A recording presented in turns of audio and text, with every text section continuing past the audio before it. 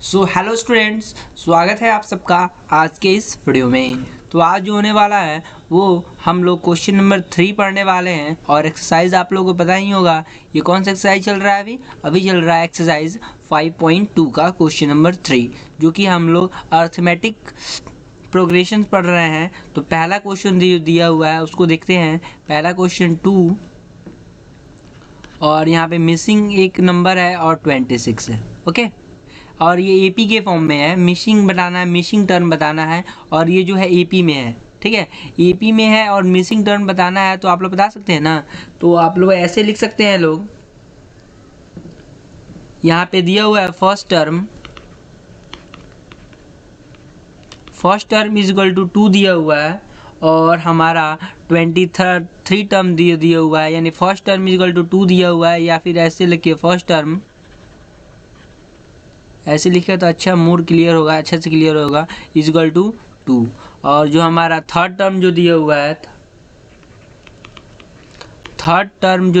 है, वो कितना दिया हुआ है, A3 is equal to 26। Third term यानी first term, second term, third term, आपको सेकंड टर्म फाइंड करना है। ओके, तो हम लोग जानते हैं लोग, as we know that,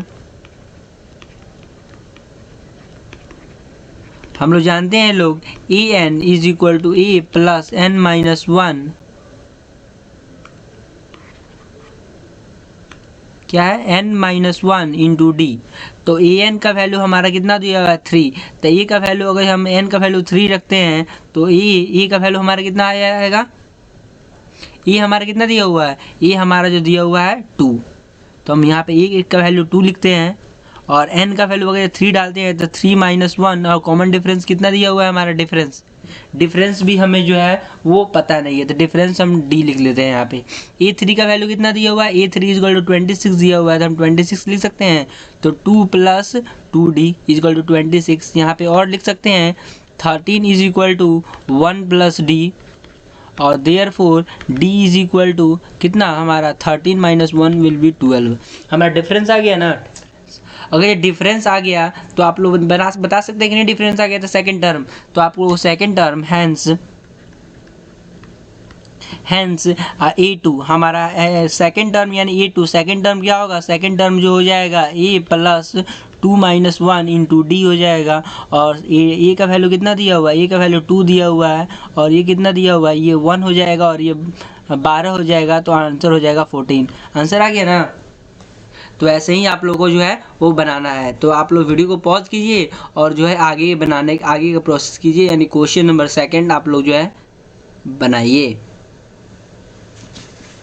okay, तो क्वेश्चन नंबर हम क्वेश्चन लिख लेते हैं, कलर चेंज कर लेते हैं, उसके बाद हम जो है आंसर बनाएंगे। आप लोग वीडियो पॉज कर सकते हैं और जो है क्वेश्चन को बना सकते हैं। तो ये मिसिंग वर्ड दिया हुआ है, 13 दिया हुआ है, फिर से मिसिंग वर्ड दिया हुआ है यानी मिसिंग टर्म दिया हुआ है, और उसके बाद 3 दिया हुआ है। ओके, तो ये भी सवाल काफ़ी सिंपल है। तो इसमें जो दिया है वो वो आप लोग को बता देते हैं। फॉर द गिवन एपी, ये एपी में है, यानी जो भी सवाल है वो एपी में है, और हमारा दिया हुआ है A2 जो दिया हुआ है वो क्या होता है, 13 दिया हुआ है। ओके, और हमारा A4 जो दिया हुआ है एंड A4 जो दिया हुआ है वो 3 दिया हुआ है। तो आप लोग को एक और टर्म आप लोगों को मैं बता देता हूँ जल्दी से। एज वी नो डैट, यहाँ पे लिख दीजिए, एज वी नो डैट,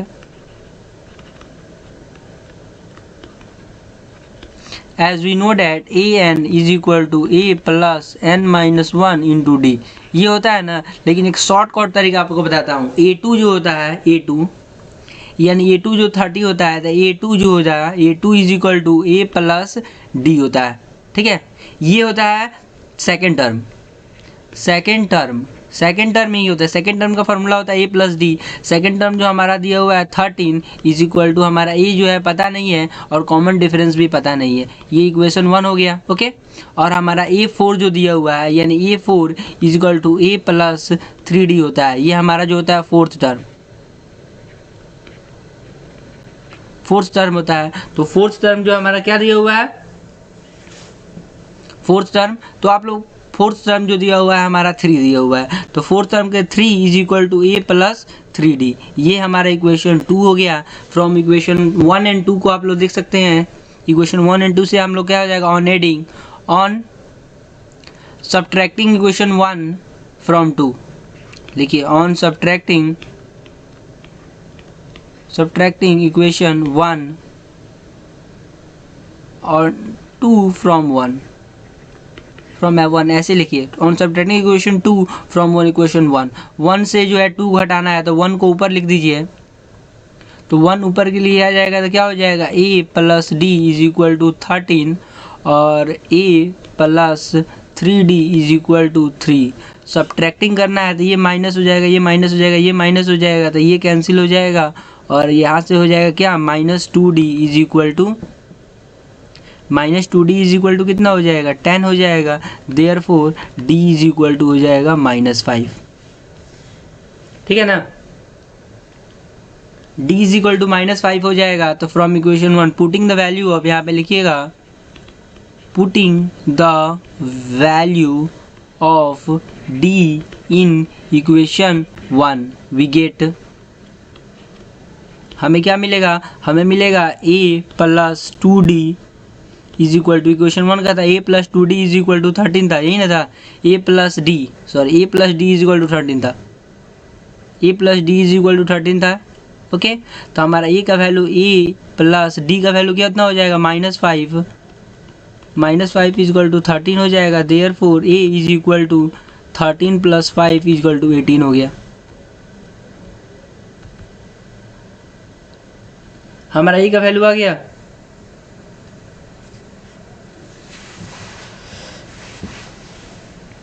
ए का वैल्यू, यस, ए का वैल्यू 18 आ गया। अब ए का वैल्यू 18 आ गया तो आपको फाइंड करना है हमारा A3 का वैल्यू। ओके, A3 का वैल्यू फाइंड करना है। तो A3 is equal to now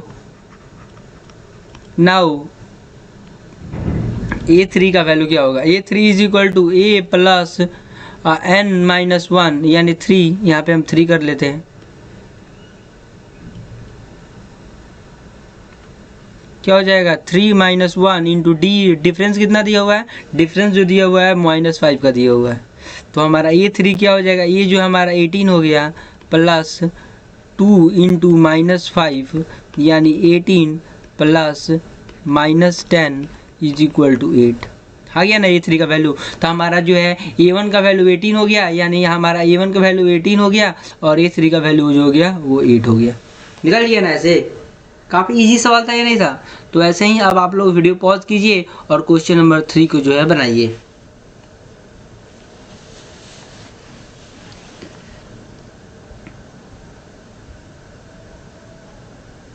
okay, question number 3 को आप लोगों को वीडियो को पॉज करके बनाना है।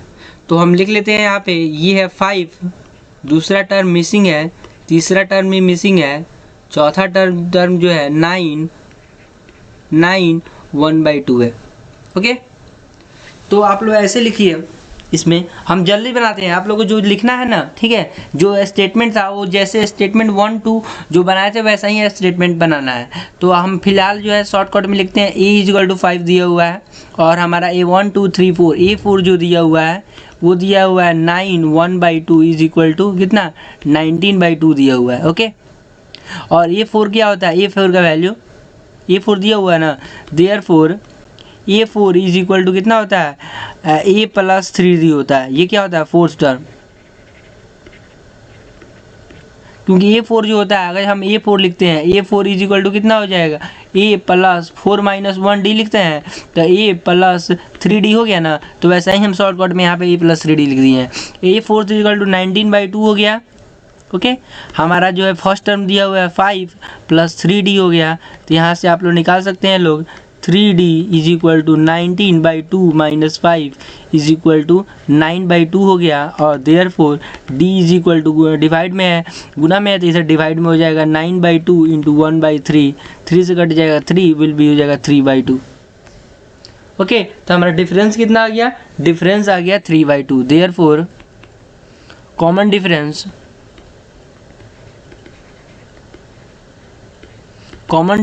इज इक्वल टू 3/2 आ गया। ओके,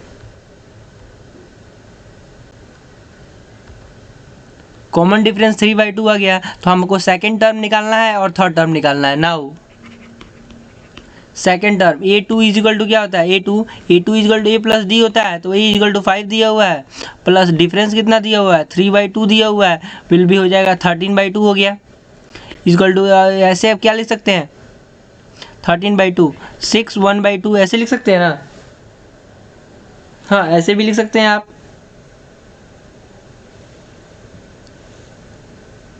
और